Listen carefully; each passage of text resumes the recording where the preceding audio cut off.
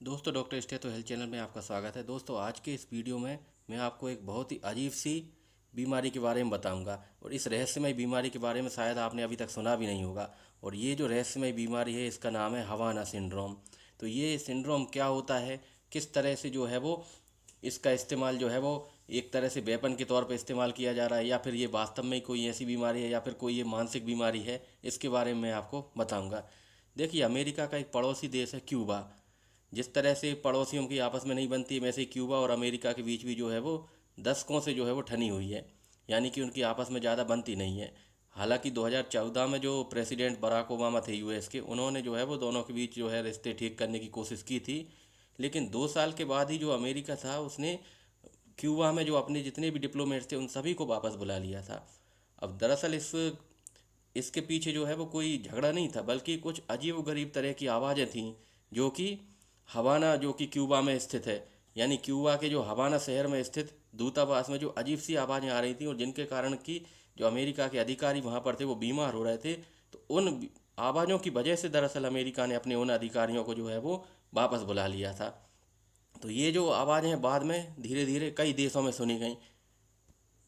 भारत सरकार जो है वो भी अब इस सिंड्रोम की जो है वे तहकीकात करेगी कि आखिर वास्तव में ये सही में ही कोई सिंड्रोम है, कहीं ये कोई जो है छुपा हुआ हथियार तो नहीं है, गुप्त हथियार तो नहीं है, जिसका इस्तेमाल जो है वो देश अन्य देशों के खिलाफ कर रहे हैं। तो इसी के लिए 27 जुलाई को जो है वो कर्नाटक हाई कोर्ट ने एक याचिका पर सुनवाई करते हुए कहा है कि केंद्र सरकार अगले 3 महीने में हवाना सिंड्रोम की जो पॉसिबिलिटी हो सकती है उनके बारे में जांच करे। तो ये जो आवाज़ें हैं वो कहाँ कहाँ सुनी गई, और ऐसी अजीब व गरीब आवाज़ें कैसे आ रही हैं, और अब तक की जो जांच हुई है उसमें क्या मिला है, आगे ये सब जान लेते हैं। देखिए, हवाना सिंड्रोम में किस तरह की आवाज़ें सुनाई देती हैं, इसके बारे में जान लेते हैं।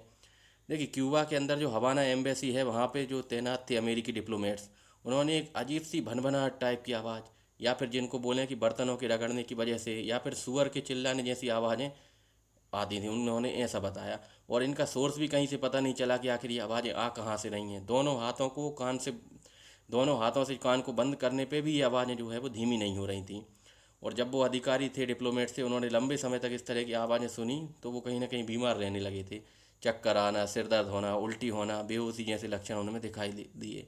और कई लोगों की तो याददाश्त तक चली गई। तो 2017 में जो है वो करीब 2 दर्जन डिप्लोमेट्स को जो है वो जांच के लिए और इलाज के लिए अमेरिका ने वापस बुला लिया था। तो हवाना सिंड्रोम की तुलना जो है वो अमेरिकी साइंटिस्ट एलन फ्रे के जरिए खोजे गए फ्रे इफेक्ट से की जा रही है। 1962 में अमेरिकी साइंटिस्ट ने इलेक्ट्रोमैग्नेटिक एनर्जी पे रिसर्च के दौरान जो है वो फ्रे इफेक्ट की वजह से बताया था कि इस इफेक्ट की वजह से झिंगुर जैसी आवाज़ें सुनाई देती हैं, और इन आवाज़ों की वजह से सिरदर्द और उल्टी जैसे लक्षण महसूस हो सकते हैं। इसमें होता क्या है कि एक या फिर दोनों कानों में दर्द महसूस होगा, अजीब व गरीब तरीके की आवाज़ें सुनाई देंगी, या फिर कान से सुनाई देना बंद हो जाएगा, कम सुनाई देने लगेगा, और मेमोरी कमज़ोर होने लगेगी, हर चीज़ बहुत जल्दी भूल जाएंगे, चक्कर आने लगेगा, उल्टी जैसा नौसिया वोमिटिंग लगेगा, जी मचलाएगा, और ब्लड विजन यानी कि धुंधला भी दिख सकता है। और ऐसा जो है वो कुछ खास निश्चित जगहों पर ही जो है वो दर्द महसूस किया गया है, जैसे कि कोई होटल है या फिर कोई अपार्टमेंट है, उसमें रहने वाले लोगों ने ही ऐसा दर्द महसूस किया। और इसकी वजह से होता क्या है, लंबे समय में जो है वो हेडेक की समस्या हो जाती है, नींद ना आना, डिप्रेशन आदि आदि की जो है वो समस्याएं हो सकती हैं। और एमआरआई जांच में पता चला है कि सिर पर बिना किसी चोट के भी ब्रेन डैमेज का डर रहता है। यानी कि ये जो इलेक्ट्रोमैग्नेटिक वेव्स हैं, ये कहीं ना कहीं ब्रेन को डैमेज करती हैं, जबकि एक्सटर्नल किसी भी तरह की कोई इंजरी नहीं लगी है। सिर्फ 1 साल के अंदर ही उज्बेकिस्तान, चीन, जर्मनी, रूस समेत कई देशों में ये सिंड्रोम जो है वो फैल गया है। तो ये क्लियर नहीं हो रहा कि आखिर ये किस तरह का सिंड्रोम है, क्या ये कहीं वास्तव में कोई वेपन तो नहीं है जिसका इस्तेमाल जो है वो किया जा रहा है। एक तरह से जैसे हथियार होते हैं उसी तरह के हथियार की तरह तो कहीं इस्तेमाल नहीं हो रहा है इसका। तो जो हवाना की घटना हुई थी उसके 1 साल बाद उज्बेकिस्तान के ताशकंद में जो है अमेरिकी एम्बेसी है, वहाँ के एक डिप्लोमेट और उनकी पत्नी ने भी ऐसी आवाज़ें सुनाई दी थी उनको भी। उन दोनों को भी फिर जो है वापस ट्रीटमेंट के लिए बुला लिया गया था। और जब ऐसी घटनाएं बढ़ने लगीं, तो इसको कहीं ना कहीं जो पहली बार जब देखा गया था हवाना सिंड्रोम, उससे जो है वो जोड़कर बुलाया जाने लगा। 2018 की हम बात करें तो चीन के ग्वांगजू में भी 2 अमेरिकी डिप्लोमेट को इसी तरह की आवाज़ें सुनाई देने लगी थी, और उनके दिमाग पे जो है वो असर डाल रही थी। हालांकि बाद में चीन ने जो है इनको सभी को जो है वो बता दिया था, नॉनसेंस बताया था इनको।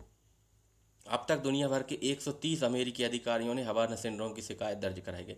एक सबसे बड़ा सवाल यही उठता है कि आखिर ऐसा जो है वो अमेरिकी लोगों के साथ क्यों हो रहा है, अमेरिकी डिप्लोमेट्स के साथ ही क्यों हो रहा है? कहीं इसका जो है वो कहीं कोई इंटरनेशनल साजिश तो नहीं है जिसमें जो है वो, और ऐसा जो हुआ था उसमें रूस, Poland, Georgia, Kyrgyzstan, Germany, Taiwan जैसे सभी देशों में जो भी अमेरिकी अधिकारी थे उनको जो है वो इस तरह की समस्याएं देखने को मिली थी। अभी जो ऑस्ट्रिया की राजधानी वियना है वहाँ भी इस तरह के सिंड्रोम के करीब 20 मामले सामने आए जिनमें कि इसी तरह की अजीबोगरीब आवाज़ें सुनाई दे रही हैं और जिसकी वजह से जो है वो उनके ब्रेन पे इफेक्ट हो रहा है। आइए देख लेते हैं पहली बार जो है वो इस सिंड्रोम का केस कहाँ मिला था। तो ये क्यूबा जो देश है वहाँ पे हवाना में जो है वो पहला केस मिला था 2016 में। उसके बाद फिर ग्वांगजू चीन, वाशिंगटन, दिल्ली, दिल्ली में जो है वो 2021 में ये केस रिपोर्ट हुआ था और इसीलिए कहीं ना कहीं जो है वो कर्नाटक हाई कोर्ट ने इसकी जांच करने का जो है वो आदेश दिया है। तो इस तरह के जो है वो ये लिस्ट में आप समझ सकते हैं कि कहाँ कहाँ इस सिंड्रोम का केस मिला है। भारत में 2021 में सामने आया था पहला मामला, और 2021 में जब पहला मामला भारत में सामने आया था तब अमेरिका खुफिया एजेंसी CIA के जो डायरेक्टर थे विलियम बर्न्स, वो दिल्ली के दौरे पे थे और इस दौरान उनके साथ दौरे पे आए एक अमेरिकी अधिकारी ने भारतीय डॉक्टरों को हवाना सिंड्रोम के लक्षण महसूस करने की बात करी थी। तो इस मामले के सामने आने के बाद भारतीय जो सुरक्षा एजेंसियां हैं उन्होंने कहा था कि हमें इस तरह की क्षमता वाले ऐसे कोई भी हथियार की हमें जानकारी नहीं है।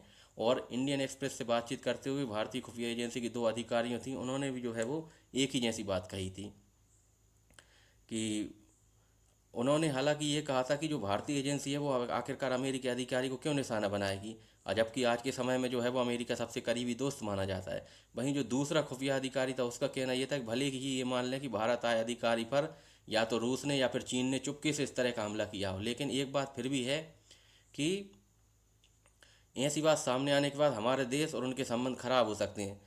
तो फिर वो आखिर ऐसा रिस्क क्यों उठाएंगे? क्योंकि अगर रूस और चीन, अमेरिका का कोई जो है वो पदाधिकारी अगर यहाँ आया है इंडिया में और उस पर ऐसा हमला करेगा, जाहिर सी बात है इंडिया को जो है वो नाराज़गी होगी। और इस समय चाहे फिर वो रूस हो चाहे चीन हो, इंडिया की नाराज़गी जो है वो कोई भी झेलना नहीं चाहता, क्योंकि भारत जो है वो कहीं ना कहीं एक बड़ा इंटरनेशनल मार्केट है।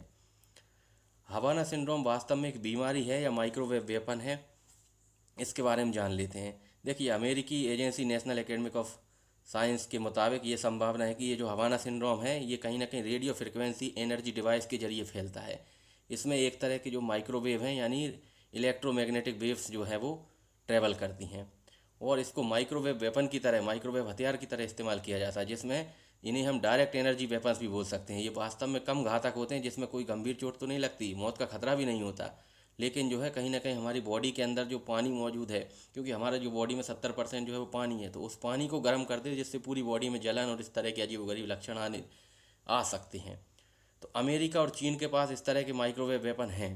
अमेरिका में जो है माइक्रोवेव हथियार सबसे पहले 2007 में सामने आए थे ये हथियार, और इसे अमेरिका ने बनाया था जैसे वो एक्टिव डिनाइल सिस्टम कहता है। और चीन ने भी जो है 2014 में एक एयर शो के दौरान पॉली WV1 नाम के एक माइक्रोवेव हथियार का प्रदर्शन किया था। यानी पूरी पॉसिबिलिटी है कि हो सकता है कि इन्हीं दोनों में से जो देश हैं वो एक दूसरे के ऊपर इनका प्रयोग कर रहे हों। और जो अमेरिका का रुख है वो भी अभी क्लियर नहीं है, क्योंकि अमेरिका जो है वो इन सभी थ्योरीज को सिर्फ और सिर्फ अनुमान बताता है कि ऐसा हो सकता है। हालांकि बाइडेन जो प्रेसिडेंट हैं उन्होंने इस मुद्दे को गंभीरता से लेते हुए जांच के संकेत दिए हैं और ऐसे मामलों में जो भी पीड़ित हैं उनकी मदद के लिए बाकायदा एक टास्क फोर्स भी बनाई गई है। CIA ने ओसामा बिन लादेन की खोज करने वाले जो एक अनुभवी अधिकारी थे उनको इस जांच का जिम्मा जो है वो सौंपा है। दूसरी तरफ क्यूबा के जो वैज्ञानिक हैं उनकी टीम ने भी जो है जांच के बाद इसे बताया कि ऐसा कुछ भी नहीं है, बकवास बातें हैं। आखिर सवाल सबसे बड़ा ये है कि जो पूरा दुनिया है उसमें सिर्फ अमेरिकी जो डिप्लोमेट्स ही हैं वो क्यों इसका शिकार हो रहे हैं? कहीं इसके पीछे वास्तव में कोई साजिश तो नहीं है, या फिर ये कोई वेपन की तरह तो जो है इस्तेमाल नहीं करे ताकि उन अमेरिकी जो अधिकारी हैं उन पर जो है वो हमला किया जा सके एक तरह से, और जिसका किसी को पता भी ना चले।